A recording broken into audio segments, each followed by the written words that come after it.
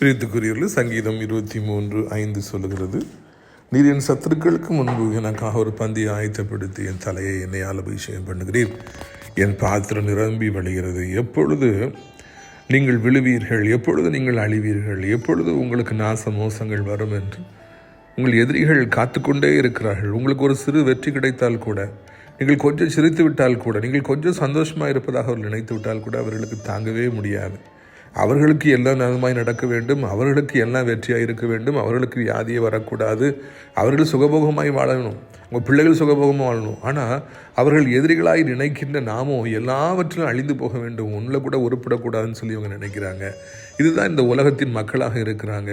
அந்த எதிரிகள் பக்கத்து வீட்டுக்காரர்களாக இருக்கலாம், அந்த எதிரிகள் கூட படிப்பவர்களாக வேலை செய்பவர்களாக இருக்கலாம், கூட ஊழியர் செய்பவர்களாக இருக்கலாம், யாராய் வேண்டுமென்றால் இருக்கட்டும். பிரியத்துக்குரிய ஆண்டவர் சொல்லுகிறார், என் மகனே, என் மகளே, நீ என்னுடைய பிள்ளை. நான் உன் சத்துருக்கள் கண்கள் காணத்தக்கதாக உன் தலையை என்னையால் அபிஷேகம் பண்ணுவேன்.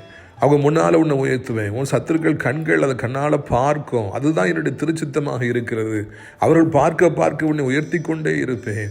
உன் பாத்திரம் இந்த வருடத்தில் நிரம்பி வழி. உனக்கு ஒன்றும் குறைபட விட மாட்டேன்.